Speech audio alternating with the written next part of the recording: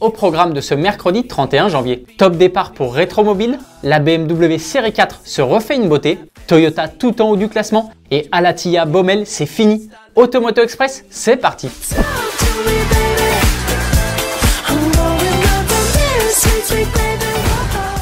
Rétromobile, c'est parti. Le plus grand salon français dédié aux véhicules anciens a ouvert ses portes au public ce matin. En réalité, il a commencé lundi soir lorsque des Bugatti Type 35, Peugeot 404 Diesel et quelques autres vénérables détentrices de records ont paradé devant les plus beaux monuments de Paris pour lancer les célébrations du centenaire de l'autodrome de Linas-Montlhéry.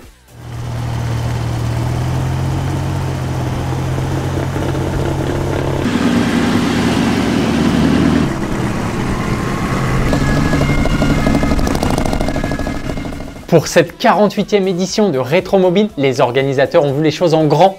Plus de 1000 véhicules, autos et motos sont exposés. Et oui, pour la première fois, un hall tout entier est dédié à l'univers du deux roues. Ducati est d'ailleurs présent pour célébrer un anniversaire, celui des 30 ans de la 916. Tu peux voir beaucoup de choses, comme une expo sur la Golf qui fête son 50e anniversaire. Un modèle de chacune des 8 générations est d'ailleurs présent. L'avion de course produit par la société Renault Caudron en 1934, qui a donné le nom au SUV coupé de la marque aux losanges, est également de la partie. Le sport auto est aussi à l'honneur avec une exposition sur le Dakar et une autre sur les voitures de rallye qui ont marqué la carrière de Sébastien Loeb. Saxo, Xara, C4, DS3, il y a du lourd quoi. Le salon Rétromobile fermera ses portes dimanche soir.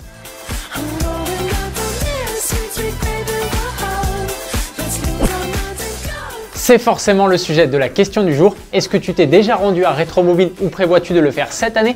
Dis-nous tout dans les commentaires. La BMW série 4 se refait une beauté. Quasiment 4 ans après son lancement, le temps est venu pour la série 4 de passer par la traditionnelle case du restylage de mi-carrière en version coupée comme cabriolet. C'est très subtil, il faudra avoir l'œil pour distinguer les différences. Les optiques et les aérations du bouclier ont été redessinées. L'habitacle change un peu plus avec cette immense dalle qui comprend maintenant le combiné d'instrumentation et l'écran central. Quelques aides à la conduite comme le Park Assist Pro de série font aussi leur apparition. BMW a simplifié la gamme des moteurs, il n'en reste que 4. 2 4 cylindres et 2 6 cylindres essence et diesel. Leur puissance ne change pas, elles vont toujours de 184 à 374 chevaux. Il faudra débourser au minimum 54 200 € pour s'offrir un exemplaire. Elles arriveront au mois de mars. BMW en a aussi profité pour revoir les versions M. Et là, il y a du changement. Le 6 cylindres en ligne biturbo gagne 20 chevaux pour un total de 530 et les versions pure propulsion ne sont plus proposées. Seule la transmission X-Drive est livrée d'office, mais en désactivant le DSC, tu peux passer en propulsion et envoyer la cavalerie uniquement aux roues arrière. Toutes les séries 4 seront produites en Allemagne à partir du mois de mars. Pour les versions motorsport, il faudra s'acquitter au minimum de 121 000 € et ça sans le malus de 60 000 €.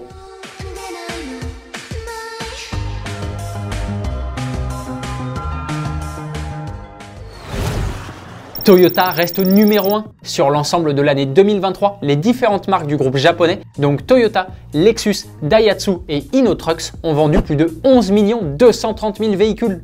Jamais dans l'histoire, un constructeur n'avait atteint un tel score. Le groupe nippon occupe donc la première place des ventes mondiales et ce pour la 4e année consécutive. Il possède une belle avance sur la concurrence. À la 2e place de ce classement, on retrouve le groupe Volkswagen avec 9 240 000 voitures. Il y a quasiment 2 millions de différences.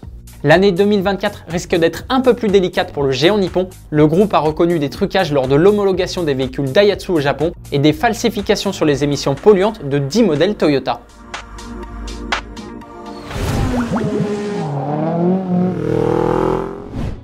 Alatia Baumel, c'est fini. La rumeur enflait depuis l'annonce d'un journaliste saoudien proche du pilote qatari. C'est maintenant officiel. Dans un communiqué, Nasser Al-Attiyah a déclaré qu'il ne fera plus équipe avec le français Mathieu Baumel, son fidèle copilote depuis 2014. C'est donc la fin d'un duo mythique qui a quasiment tout gagné.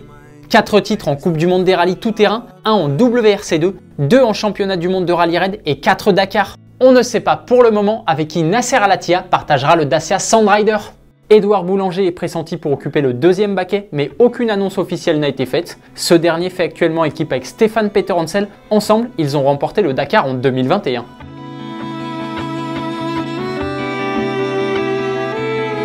En parlant du Dakar, c'est le moment de revenir sur la question d'hier. On vous demandait votre avis sur le Dacia Sandrider. Vous êtes agréablement surpris par ce premier buggy de Dacia. Geoffrey, tu le trouves très sympa. Pour toi, la marque gagne en maturité. Vous pensez également qu'il peut gagner le Dakar dès 2025 grâce à son V6 et Sébastien Loeb. Automoto Express, c'est fini pour aujourd'hui. On se retrouve dès demain pour un nouvel épisode. Bonne soirée, allez ciao!